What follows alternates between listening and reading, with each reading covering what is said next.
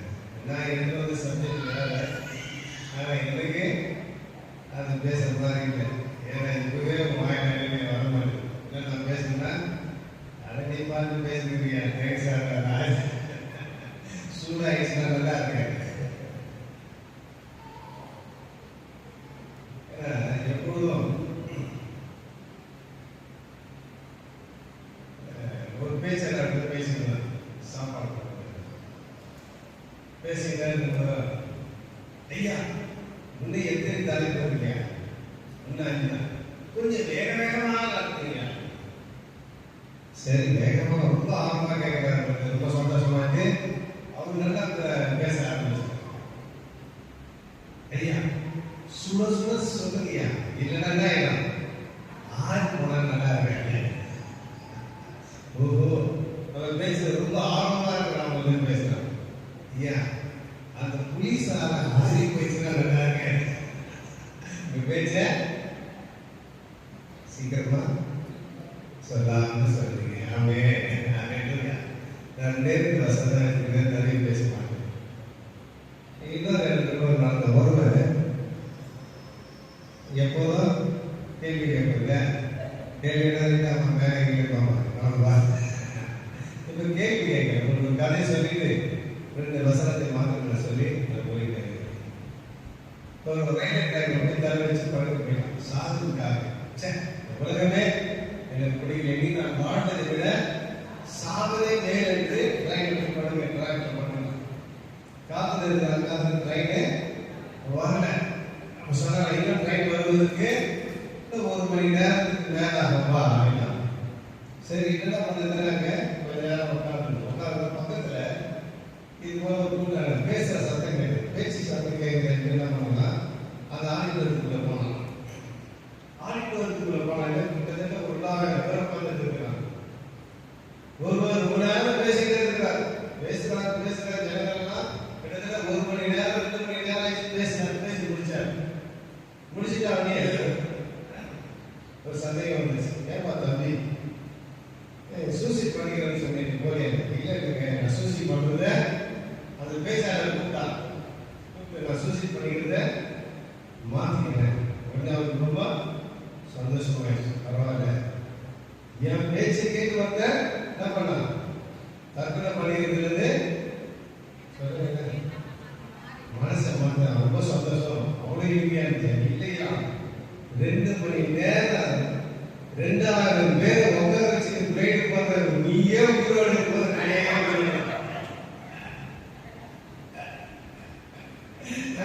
2000 பேர் என்ன பண்ற? 1 மணி நேரம் பேசி சாகடிக்கிற நீயே உயிரோடு இருக்கும்போது நல்லா புரியுறீங்க. தேவனாம் மகிமைப்படுவதாக. வசனத்தை நாம் வாசிப்போம். ரோமர் 4:25 வசனத்தை வாசிப்போம்.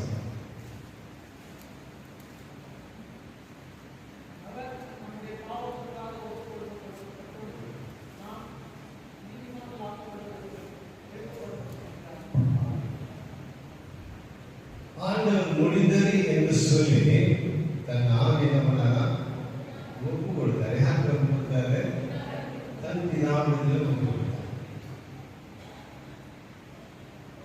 இங்கே அவர் தம்முடைய ஆவியை பிதாவிடத்தில் ஒப்பு கொடுத்தவர். நமக்கு எதற்காக ஒப்பு கொடுத்தாருன்னு சொன்னால் அந்த வசனத்தை மீண்டும் வாசிங்க.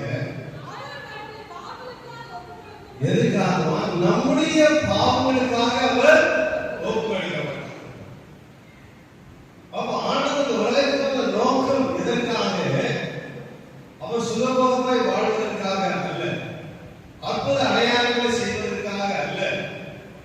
நாம் அவர்களுக்கு போகத்தக்கதான வழி அடைக்கப்பட்டிருந்தது. அதாவது ஜீவ விருட்சத்தின் கனியை புசிக்க போவதற்கான வழி வாசல் மூடப்பட்டிருந்தது. அந்த வாசலை திறக்கும்படியாய் ஆண்டவராகிய இயேசு கிறிஸ்து இந்த உலகத்தில் வந்தார். எதனால மூடப்பட்டது? ஆதாம் அன்றைக்கு பாவம் செய்தபடியினாலே அந்த ஏதேன் தோட்டத்தில் அவனை துரத்திவிட்டு அந்த வாசற்படியை அவர் மூடப்பட்டார். இப்போ அந்த வாசற்படியை திறந்திருக்கிறார். ஜீவ விருட்சத்தின் போக வழியை திறந்து வைத்திருக்கிறார். அந்த வழி எதனால் திறக்கப்பட்டது? இயேசு கிறிஸ்து சந்திக்க முடியாதபடிக்கு அந்த ஏதேன் தோட்டத்தில் அடையாளமாக இருக்கிற அந்த பரலோகத்தில் பிரவேசிக்க கூடாதபடிக்கு என்ன தடையானது? நமக்குள் இருந்த பாவம் ஒரு தடையானது. பாவம் செய்தவர்களாலே நாம் விரட்டி அடிக்கப்பட்டோம். தேவன் அந்த பாவத்தில் இருந்து நம்மை பரிகரிக்க முடியாது, சுத்திகரிக்க முடியாது. அந்த ஆண்டவராகிய இயேசு கிறிஸ்து இந்த உலகத்தில் வந்தார். ஹல்லேலூயா! சத்தமா சொல்லுங்க. எதற்காக? நம்முடைய பாவத்துக்காக அவர் ஒப்பு கொடுக்கப்பட்டார். நம்முடைய பாவத்துக்காக ஒப்பு கொடுக்கப்பட்டபடியாலே நாம் இப்படி என்ன ஆயிடும்? பாவத்திலிருந்து விடுதலை ஆக்கப்பட்டாயிற்று. கடந்த மாசங்க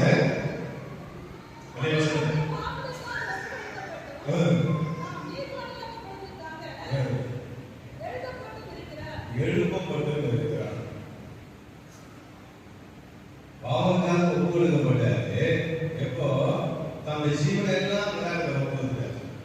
எதுக்காக? நம்முடைய பாவக்காக அவர் மரித்தார். இப்போ மரித்த ஆண்டவர் மரித்தவராய் இல்ல, அவரு உயிரோடு இருந்தார். ஹல்லேலூயா! எதற்காக உயிரோடு இருந்தாரு? நம்மை நீதிமான்களாய் மாற்றுவதற்காக. எல்லாம் கவலைப்பட்டு தேவனை மகிமைப்படுத்துவோம். ஆமென். ஹல்லேலூயா! நம்முடைய பாவங்களுக்காக ஒப்பு கொடுக்கப்பட்ட அந்த கிறிஸ்து நாம் நீதிமான்களாக்கப்படுவதற்கு எழுதப்பட்டிருக்கிறது. ஆகவே ஞானஸ்நானம் எடுக்கும்போது பாவத்துக்கு மரித்து நீதிக்கு பிழைத்து இருக்கிறோம். நாம் எல்லாம் நீதிமானாக்கப்பட்டோம். எதனாலே? திறக்கப்பட்ட வாசலுக்காய் பிரவேசிப்பதற்காக. பிரவேசிக்கப்படாதபடிக்கு அக்கிரமமும் பாவமும் ஒரு தடையாக இருந்தது. அந்த அக்கிரமத்தில் பாவத்தை மீட்க முடியாது. தேவனுக்காக தம்முடைய ஜீவனையே காக்க கொடுத்தார். ஆண்டவரே, என் ஜீவனத்திற்கு ஜனங்களை நான் மீட்டுக் கொள்கிறேன் என்று சொல்லி ஆண்டவராகிய இயேசு கிறிஸ்து உலகத்தில் வந்து நம் ஜீவனை கொடுத்து நம்முடைய பாவங்களை நம்மை மீட்டெடுத்தார். நம்மை நீதிமானாக்கி இருக்கிறார். நீதிமானாகி நாம் எங்கே? பரலோகத்துக்கு செல்லத்தக்கதான வழியை அவர் காண்பித்திருக்கிறார். ஹல்லேலூயா! இரண்டாவதாக வாசிப்போம். அதே ரோமர் 6:13 வாசிக்கிறேன்.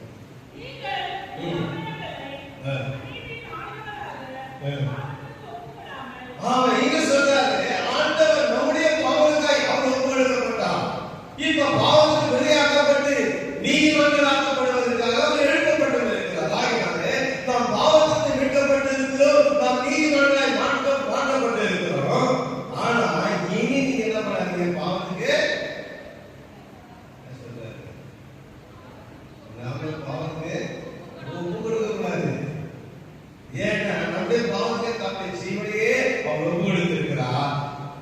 ஜீவனாக நாம் நீதிமானாக்கப்பட்டிருக்கிறோம்.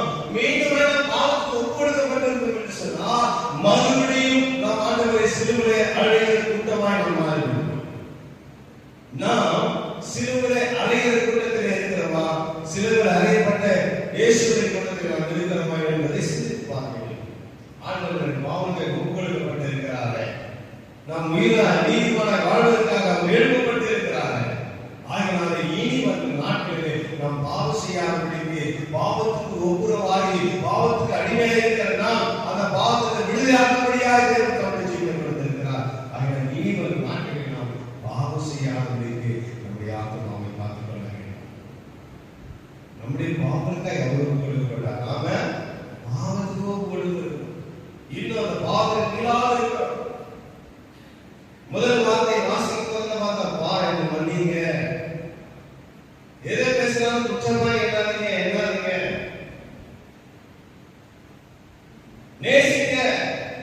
அவன் கல்லனா இருந்தாலும் சரி, அவமதிக்கிறான் சரி, அவனை தன் சகோதரன் போல நேசிக்க. இதெல்லாம் கற்றுக் கொடுத்து இந்த பாடலை கற்றுக்கொண்டிருக்கிறான். ஆண்டவர் நம்முடைய பாவங்களை ஒப்புக்கொடுக்கப்பட்டிருக்கிறார். நாம் நம்முடைய பாவங்களுக்கு ஒப்புக்கொடுக்காதபடிக்கு நம்மை காத்துக்கொள்ள வேண்டும். அதே வசந்த வாசகமாய்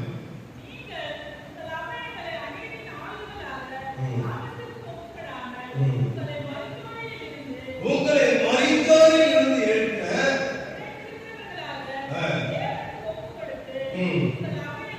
உங்கள் அவயங்களை நீதிக்குரிய ஆயுதமாக தேவனுக்கு ஒப்புக்கொடுங்கள் என்று சொன்னார். ஹல்லேலூயா. சத்தமா ஹல்லேலூயா சொல்லலாம். ஆண்டவர் பாவத்துக்காக ஒப்புக்கொடுத்தார். நம்ம நீதிமானாக்கப்படுவதற்கு எழுப்பப்பட்டிருக்கிறார். ஆகினாலே நாம் பாவங்களுக்கு ஒப்புக்கொடுக்காதபடிக்கு நம்முடைய அவைகளை காத்துக்கொள்ள நாம் என்ன பண்ணோம்? நீதி அவைகளாய் நம்முடைய அவைகள் மாறத்தக்கதாக நீதிக்கு ஒப்புக்கொடுக்க வேண்டும். நாம் ஞானஸ்நானம் பண்ணி பாவத்தை மறுக்க நீதிக்கு படைத்திருக்கிறோமே, அந்த நீதியிலே நிலைத்திருக்கும்படியா கர்த்தர் நமக்காக ஒப்புக்கொடுக்கப்பட்டிருக்கிறார். ஹல்லேலூயா.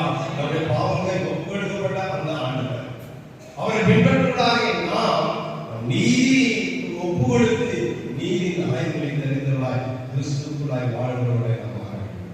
இதை மாத்திரம் கர்த்தர் எதிர்பார்க்கிறார். ஒப்புக்கொடுத்ததற்காக நம்முடைய பாவங்களுக்காக நாம் பாவத்துக்கு ஒப்புக்கொடுக்காத நம்முடைய ஆத்மாவை நாம் ஜீவனோடு வாழ்வதற்காக தன்னுடைய ஜீவனை உயிர்த்தெழுதலை வரைந்திருக்கிறார். நம்முடைய ஆயுதங்கள் நீதிக்குரிய ஆயுதமாக, நம்முடைய செயல்பாடுகள் நீதிக்குரிய செயல்பாடுகளாய் மாற வேண்டும் என்று எதிர்பார்க்கிறார். தேசிய வாசகம் மணிப்பூர் தீர்ப்பின் புத்தகம் 2ஆம் அதிகாரம் 14ஆம் வசனம் வாசகம்.